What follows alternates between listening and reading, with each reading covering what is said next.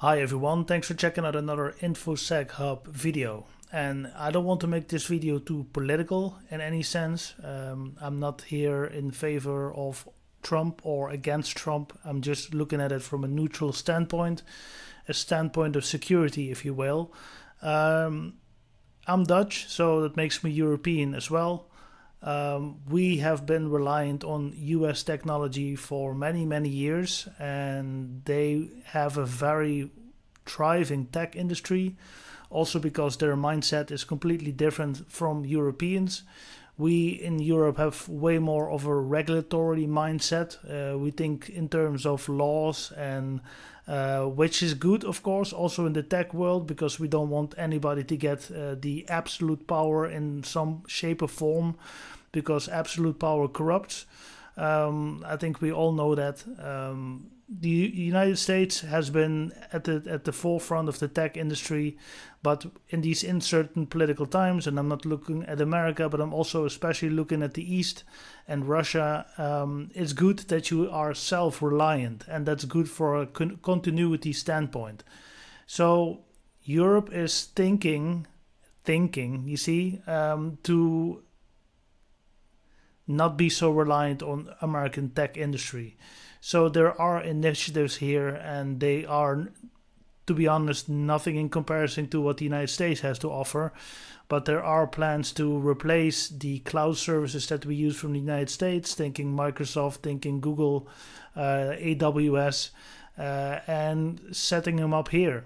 There are plans also to make our own operating system, to have our own chip manufacturing bases here in Europe, which in the Netherlands we already make a great start through ASML. Storage, where do you store your data?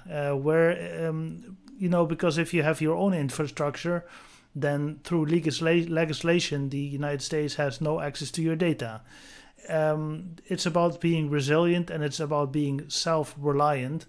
And no matter who's in charge, you want to make sure that your critical infrastructure, and I'm talking about government, hospitals, power plants, traffic, all those kind of industries, which are also now heavily reliable on the tech industry, is sovereign.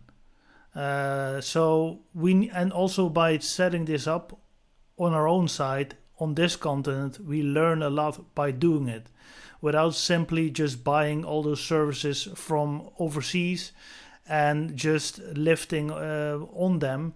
Yes, they have years of more of experience, and they started many years ago already, but that also means we have been sitting still here, and this could be a wake-up call to also give a start or make this tech industry here in Europe bigger. There are large initiatives in Germany and France already, but the European Union has always been, the concept of it is great, but on a day-to-day basis, you see it has so many countries has to decide when something happens, making it the opposite of agile, I would say. So it's very difficult to get something off the ground. But now that everybody see the risks and also our dependency on the US tech base, we need to do something. Years ago, there was also a scandal here in Europe that security cameras, CCTVs, they were purchased by the government and they were manufactured in either Taiwan or China. And that was only based on one of the, of course, parameters of that project was, of course, costs. And where do you look for when you want cheap products? Still the East, with all due respect. And when it's manufactured there, there's a Chinese chip in it, there's Chinese software, firmware on it, and it's well known that all those devices connect back to the mothership, which is in the East.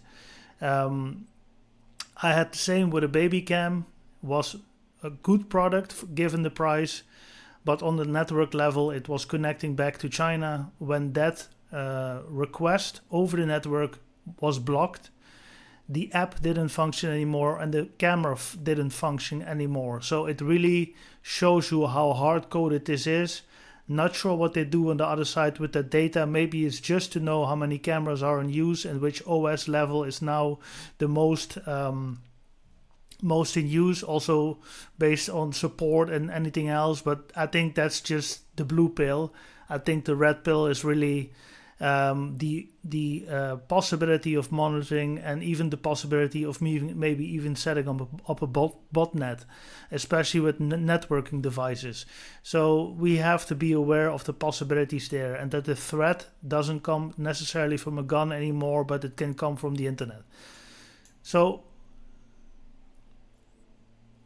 Europe will host its future and its own servers. This is an initiative. They can switch you off, which happened also in The Hague in a certain case, and that really got Europeans woken up.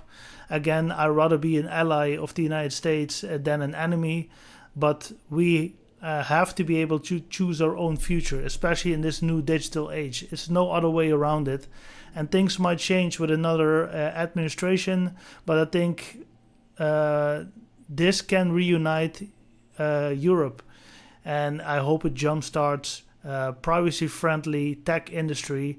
And it's not about rivaling, but I think competition is it's very good to bring the best out of products and services and people, hopefully.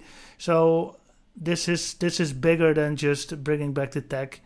And again, shouldn't be a political video, but there's a concept within information security that's called business continuity, or you can have a business continuity test. This is definitely a real world scenario of business continuity, because what happens if you interfere, or maybe you do something, you're on a sanction list, or you just get blackballed for any type of reason, you lose your business, you lose your access to your data, and you're really fully put your future in the hands of somebody else, some kind of other entity that might change his opinion on you in half a year to 5 years.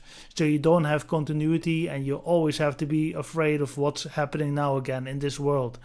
And lots of events are happening, lots of things are happening in Europe, in the United States, in Asia, and I think maybe that's what the news try to project, but I think this world is more unstable than ever before. So we need to look at ourselves, we need to look at our own defenses, we need to look at our own infrastructure, make sure that we have European products, switches, chips, everything. And this could also be a jump start for a completely new industry within Europe, which could essentially lead to having more jobs over here and staying in power. Thanks for watching. Hope you're doing great. Enjoy the new week. Thanks again for watching, and we'll be back with you in another video.